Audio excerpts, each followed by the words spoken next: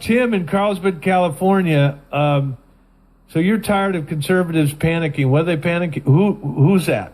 Who is? Well, you mean all those like Jonah Goldberg?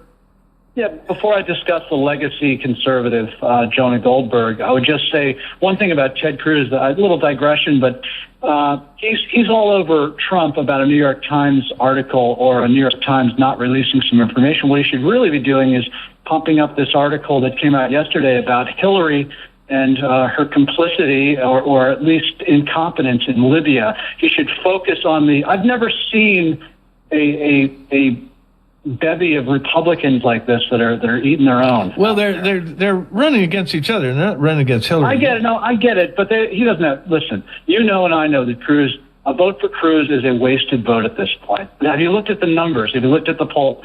He's got twice what Cruz has. He's got twice what Rubio. Talking Trump. Twice what Rubio has.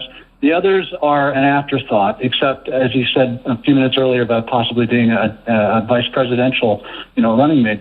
But the thing about guys like Jonah Goldberg, I remember when he was brand new and he was just a punk kid and he's younger than me, so I can say that, who was riding the coattails of his mom, and now he's this pundit, and he's an establishment guy. That's what this is about. Everybody hates the establishment, at least this time around. You know what I mean?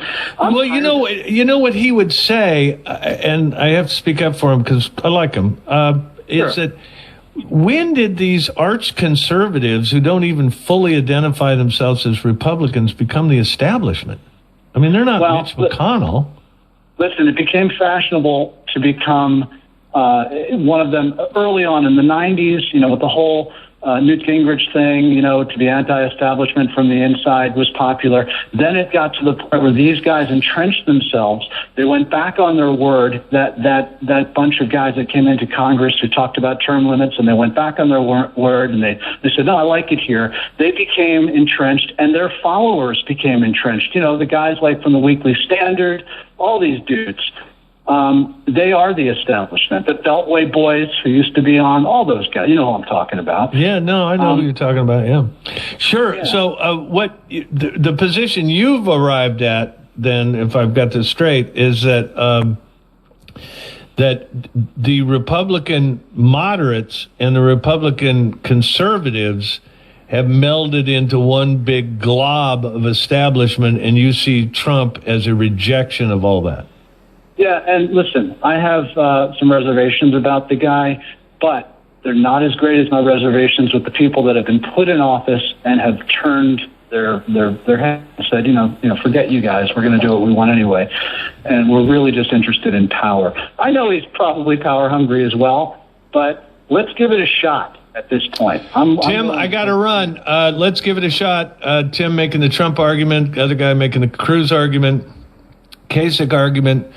They're all trying to convince me what I should do, and I am going to do something after work. Still not sure. I'm beginning to think whatever I do, it's going to be a state secret for a long time. 888-788-9910. Gibson and Fox. I can't have you all mad at me all the time. I'll be right back. I'm not the kind of man who tends to socialize. Do you want to shut up? Shut up! Half a second.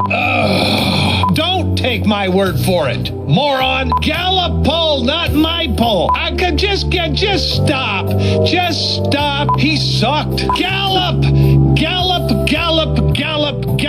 Oh, God. Still angry after all these years. Why don't they have manners anymore? John Gibson.